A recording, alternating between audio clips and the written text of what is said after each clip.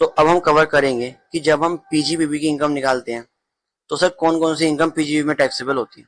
देखो ये सारी चीजें गिवन है चार्जिंग सेक्शन के अंदर। तो देखो चार्जिंग सेक्शन में क्या क्या गिवन है कि कौन कौन सी इनकम पीजीबी में टैक्सेबल होती है। तो देखो सर जिसमें सबसे पहला पॉइंट आया वो कहता है profit and gain on business and profession. Sir ये पॉइंट सिंपली याद रखो, अगर आप ड्यूरिंग ईयर कोई बिजनेस या फिर कोई प्रोफेशन करते हो और उससे आपको कुछ फायदा कुछ प्रॉफिट गेन होता है तो सर वो पीजीबी में टैक्सेबल होगा, पहली बात, ठीक है। दूसरा पॉइंट कहता है profit on sale of import entitlement licence. Sir ये क्या है, देखो ये एक सेकंड वाला पॉइंट और थर्ड वाला पॉइंट एक साथ समझो। सर क्या होता है बेसिकली, मानो एक पर्सन है और वो पर्सन एक्सपोर्ट करता है, वो इंडिया के बाहर माल बेचता है, एक्सपोर्ट करता है। अब सर जब आप एक्सपोर्ट करते हो तो गवर्नमेंट आपसे बहुत खुश होती है, गवर्नमेंट कहती है क्योंकि आप एक्सपोर्ट कर रहे हो, बाहर की करेंसी इंडिया में लेके आ रहे हो, तो गवर्नमेंट आपको कुछ बेनिफिट देती है। जिसमें एक बेनिफिट आपको देती है कि वो आपको एक इम्पोर्ट एंटाइटलमेंट लाइसेंस देती है। मतलब वो गवर्नमेंट कहती है कि आगे चल के जब भी आप कोई चीज इंपोर्ट करोगे, बाहर से इंडिया में लेके आओगे, इंपोर्ट करोगे, तो हम उस वक्त आपको इंपोर्ट ड्यूटी माफ कर देंगे या फिर बहुत कम लेंगे। आपको ऐसा एक लाइसेंस देती है।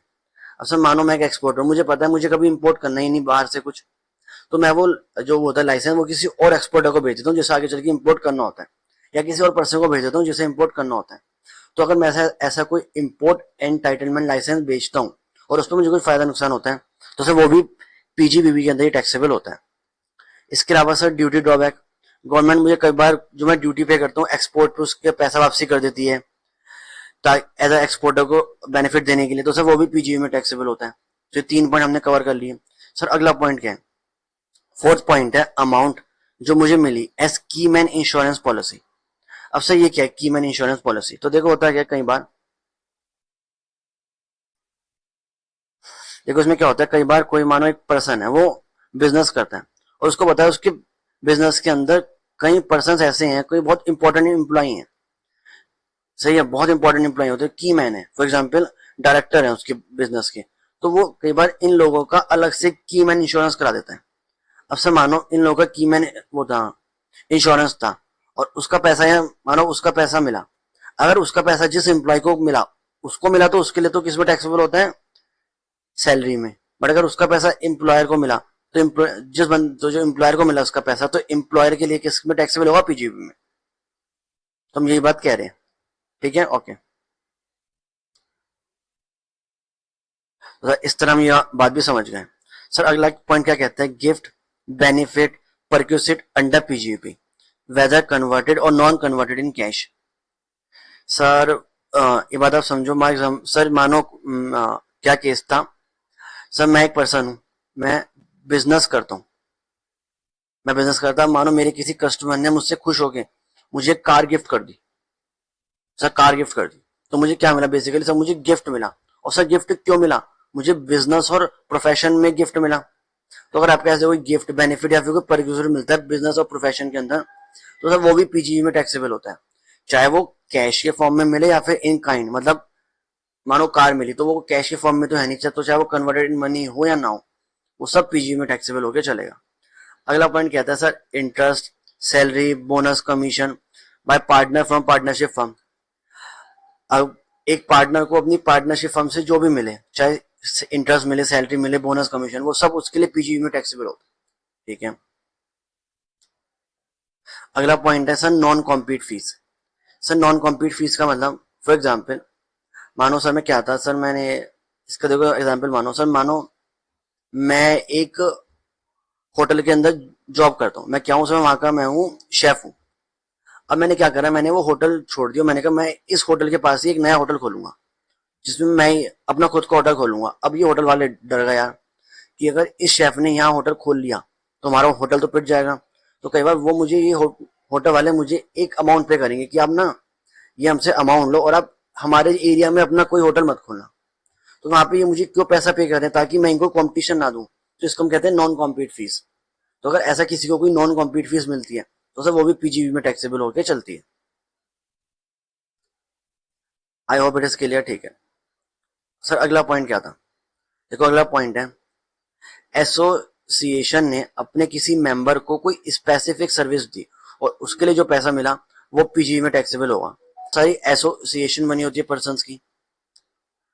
अब मानो अगर कोई मेंबर है किसी का, उसने कहा कि मुझे मेरा भी स्पेसिफिक काम कर दूं, आपको अलग से पेमेंट कर दूंगा, तो ऐसा कुछ है, तो ये एसोसिएशन के लिए ये जो स्पेसिफिक सर्विस देके पैसा मिला ये पीजीवी में टैक्सेबल होता है। इसके अलावा सर, अगर हम किसी अपने स्टॉक को, मैं बिजनेस करता हूँ, मैं अपने किसी स्टॉक को कैपिटल एसेट में कन्वर्ट कर लेता हूँ, तो सर मेरी पीजीवी इनकम होती है। सर फॉर एग्जांपल मैं एक बिल्डर हूँ, मैं बिल्डिंग बना के बेचता हूँ, एक बिल्डिंग मेरे पास पड़ी है जो मुझे बेचनी है, तो वो बिल्डिंग मेरा क्या है, स्टॉक इन ट्रेड। अब आगे चल के मैंने वो बिल्डिंग अपने पर्सनल यूज में के लिए ले ली, तो मैंने क्या करा, मैंने स्टॉक को कन्वर्ट कर लिया अपने कैपिटल एसेट में, तो ऐसा कुछ करता हूँ तो वो कन्वर्जन भी मेरी पीजीवी इनकम पे आता है।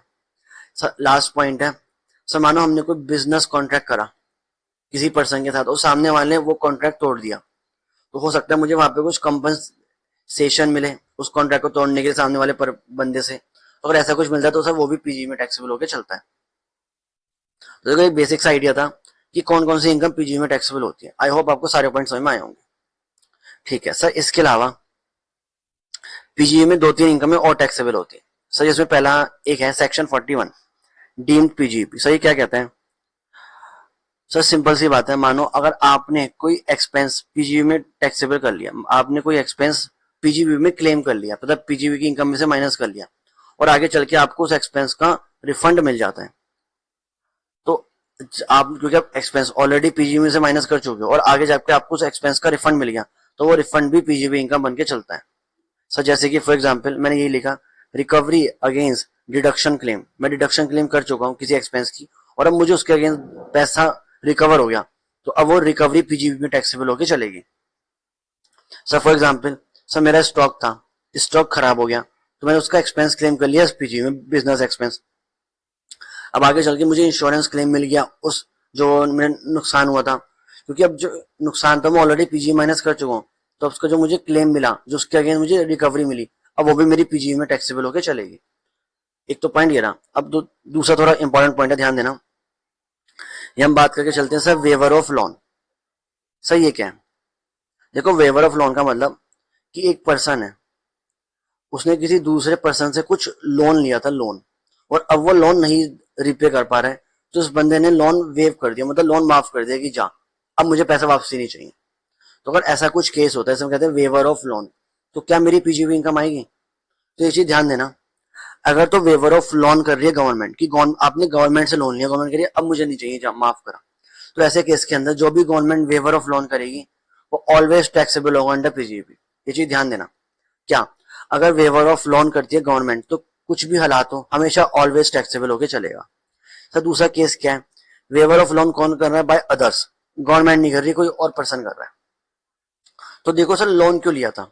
अगर तो हमने लोन लिया था capital nature loan, sir capital nature मतलब आपने किसी एसेट को खरीदने के लिए लोन लिया था, तो यार जब आपने किसी एसेट को खरीदने के लिए लोन लिया होगा तो ऑब्वियस बात है कि आपने उस पर जो भी तो सर आपने उस लोन का पैसा कैपिटल एसेट को परचेज करने के लिए यूज करा होगा। हाँ जी सर, आपने बेसिकली उसके आपने तो सर कैपिटल एसेट, आपने एसेट परचेज करा, उस लोन से बात खत्म। क्या आपने आगे उस पर कोई एक्सपेंस क्लेम किया? नहीं सर। तो अगर कैपिटल लोन माफ होता है, कैपिटल नेचर का लोन माफ होता है, तो आपकी कुछ टैक्सेबिलिटी नहीं आती।